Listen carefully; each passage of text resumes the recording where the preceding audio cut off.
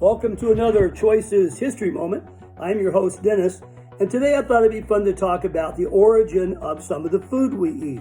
Did you know Chef Boyardee was, Chef Boyardee? He was a real Italian chef, and he came up with the idea of canning some of his produce, and here we go. Now we have Chef Boyardee, spaghetti and meatballs and ravioli, and every kid grew up eating them, and I still do.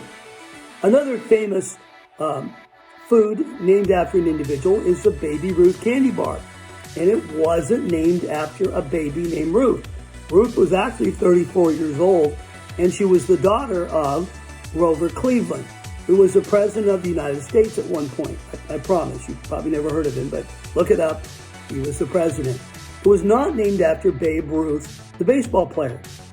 In fact, Babe Ruth, the baseball player, came out with a candy bar called Babe Ruth Home Run Bar, and he was sued and over that and lost, and had to quit putting his name or making a competing Baby Ruth bar. Another one named after a little girl was the man who invented Tootsie Rolls. His daughter's name was Toots, who names her little girl Toots, but he did Tootsie and became Tootsie Roll. Also, we'll find that Budweiser beer was named after a town in Czechoslovakia. Budweiser, which I'm sure I'm saying wrong, I don't speak Czech, but it's spelled out about the same way, was named after that.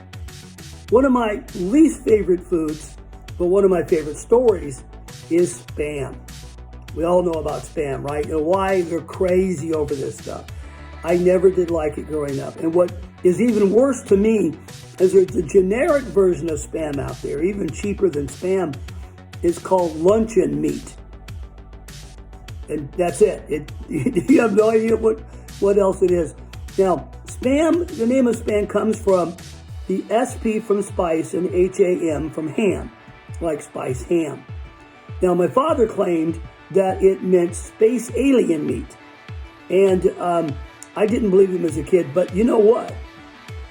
The truth is, my father did work for NASA, and he did have a top secret clearance. So you never know about these things. And then, of course, there are Cracker Jacks. Now, the term Cracker Jack is an old slang that designated something that was really good. You know, like saying it was brilliant or it's fantastic. It's Cracker Jack. And so when they first made the treat, it didn't work out very well because the peanuts and the popcorn tend to stick together, kind of a clump in the package. And when they realized if you sugar-coated the popcorn, then they stayed more separate and was not only easier to eat, it tasted better. The first sales meeting when they rolled out the new product, one of the salesmen said, "Why, that's Cracker Jack." And the name stuck and continues on to this day. Everybody loves their Cracker Jacks, candy-coated peanuts, and a prize. And the next thing is Oreos. Oreo actually are different than they were originally. Originally, they were sort of hump-shaped. And we took the word hill from Greek to come up with the word Oreo. Fig Newtons, not named after the scientist, and instead named after a small town in Massachusetts. And when we think of Newton, the scientist, did you know that Newton wrote far more about theology than he ever wrote about physics? But he's not known as a theologian. He's known as a physicist because his physics were excellent, his theology was a little wanky. All right, Wonder Bread. Wonder Bread was originally called Made Right. And eventually they changed the name to Wonder because wonder was to inspire the idea of goodness. And the little balloons on the package, that's from a balloon race that was held back when the bread was brand new. They put that on there to symbolize the story in the news about the big race, and it stuck and people liked it. And to this day, the little balloons are on the side of the package. And finally, my favorite, really is my favorite, it's a terrible habit, Coca-Cola. Now, Coca-Cola originally was invented by a pharmacist, and it was meant as a form of medication. And it had cocaine in it, which was a legally prescribed medication in those days. Now, cocaine is an analgesic. It's a painkiller. A little bit of it mixed with some sugar and some caffeine actually is a very good headache medicine. I remember years ago, I used to suffer from migraines, and I would treat it, not with cocaine, of course, but with Advil or some kind of analgesic and caffeine and sugar. In other words, I drank some ibuprofen and a Coke. And it would help open up the blood vessels in my brain. It would give me some energy.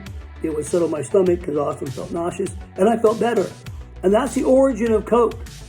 The origin of Dr. Pepper is it was America's first energy drink. The bottles had a little clock dial, and the hands were pointing to the 2 times of the day in which doctors said our blood sugar was the lowest and when we felt sluggish. And so we were to drink this energy drink called Dr. Pepper.